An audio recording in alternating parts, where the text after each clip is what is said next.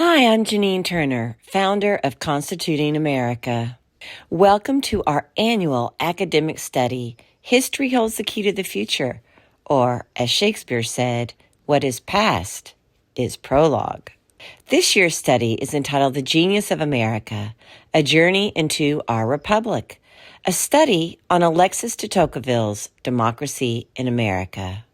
Aristocratic societies share the scorn for abstractions. Democratic societies do not. Just as equality of conditions will prompt, quote, each to seek the truth by himself, end quote, so it will, quote, imperceptibly make the human mind tend to general ideas, end quote. Michael S.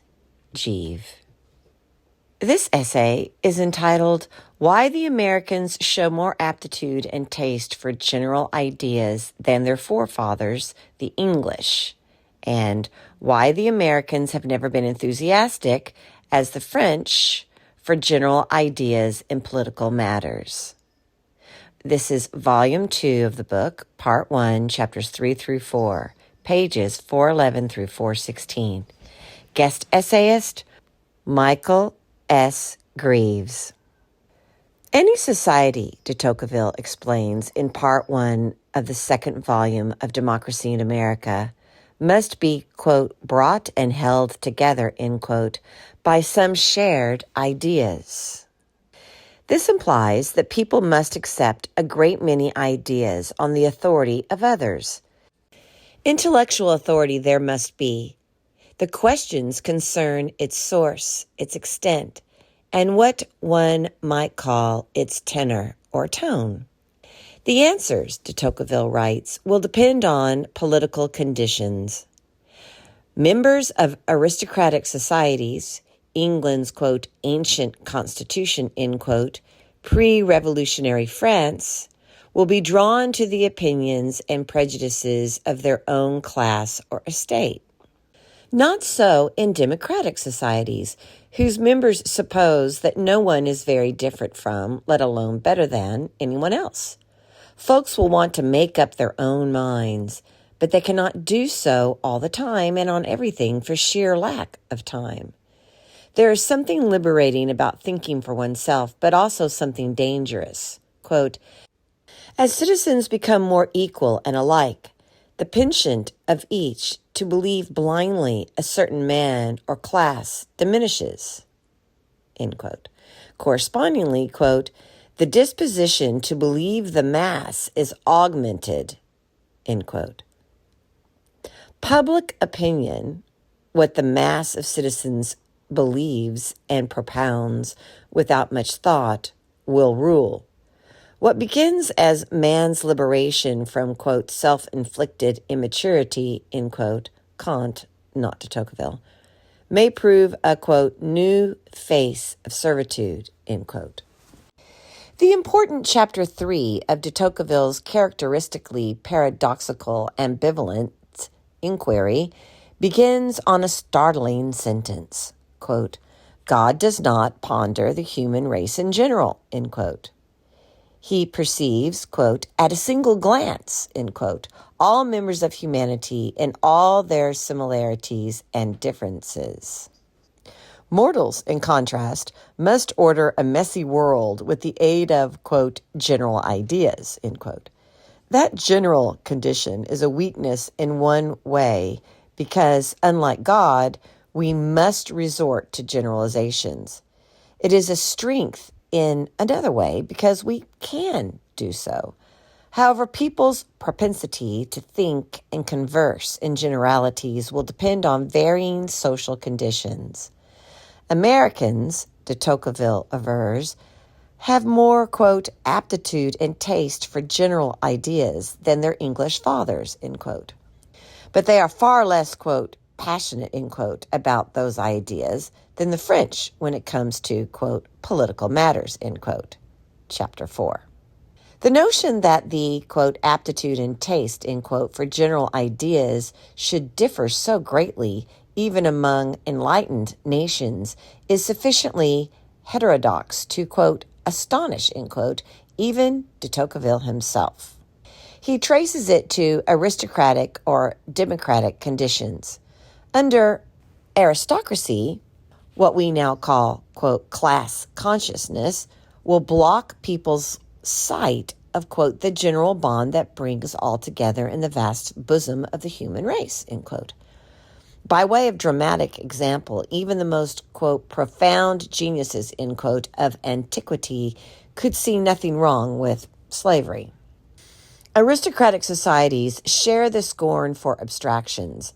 Democratic societies do not.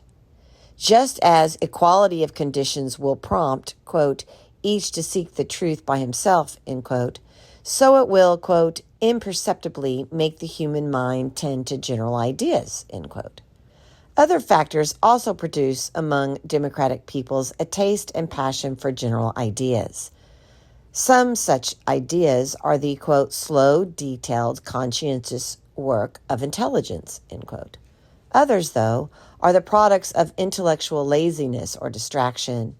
And in democratic societies, those ideas will tend to prevail. People's lives are, quote, so agitated, so active, that little time remains to them for thinking, end quote. Thus, while aristocratic societies shortchange general ideas, quote, democratic peoples are always ready to abuse these sorts of ideas and indiscreetly to become inflamed over them, end quote. How inflamed? The passion for incendiary ideas, De Tocqueville writes, is much more pronounced among the French than in America because it will prevail, quote, only in matters that are not habitual and necessary objects, end quote, of one's thoughts. Businessmen, for example, readily accept facile ideas on politics, philosophy, or the arts, but not on commercial concerns. Likewise, people will be thoughtful and moderate about politics to the extent that they are actively engaged in it. Thus, unlike France's notoriously centralized system, America's, quote, democratic institutions, which force each citizen to occupy himself practically with government, moderate the excessive taste for general theories, end quote. De Tocqueville's analysis and his reassuring conclusion may leave many contemporary Americans somewhat uneasy. De Tocqueville warned of a great homogeneous mass of people gravitating mindlessly to a single stifling, quote, public opinion, end quote. In contrast, our public debate is deeply fragmented. And just as in de Tocqueville's aristocracy, large numbers of people propound, quote, their, end quote, truths and isms in accordance with their identity as members of one group or another. Many citizens would surely welcome a bit more cohesion and common sense. One wonders, moreover, whether Americans drift toward general ideas of the wrong, lazy kind because they are just too busy with their quotidian concerns, or whether the disturbingly numerous venues that amplify ideological abstractions, TikTok, say, or certain college campuses, are practically built for people with way too much time on their hands. And is it really still true that our democratic institutions force us to engage with politics at a practical level? Or has the nationalization of our politics triumphed over a localized, parochial but practical politics that would teach engaged citizens a healthy distrust of grand schemes and ideological cant?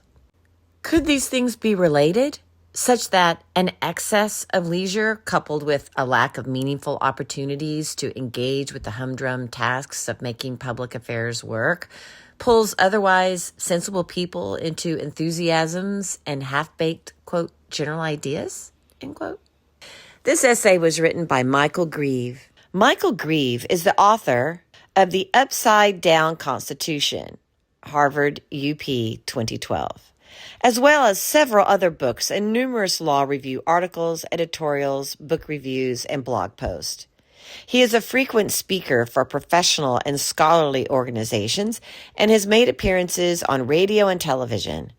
Before joining the law school faculty, Professor Greve served as John G. Searle Scholar at the American Enterprise Institute, where he specialized in constitutional law, courts, and business regulation. Prior to joining AEI, Greve was founder and director of the Center for Individual Rights, a public interest law firm specializing in constitutional litigation.